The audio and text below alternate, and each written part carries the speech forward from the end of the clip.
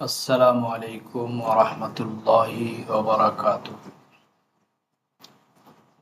গতকাল মার্কেট এখান থেকে এরকমভাবে ব্রেকআউট হয়ে অনেক উপরে উঠে গেছে। আজকে আমার কাছে মনে হইতেছে মার্কেটটি এখানে একটা হেডার আর শোল্ডার তৈরি করে মার্কেট এই পর্যন্ত ডাউন হতে পারে, এরকম হবে যত সম্ভব। এই এই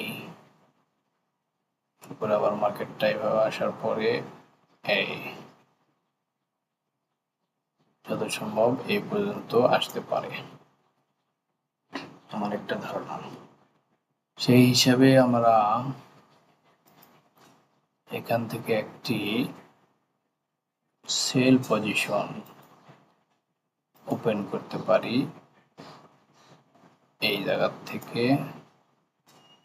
এসএল থাকবে এখানে, আর টিপি থাকবে 40 পর্যন্ত। এই পর্যন্তই থাকলো।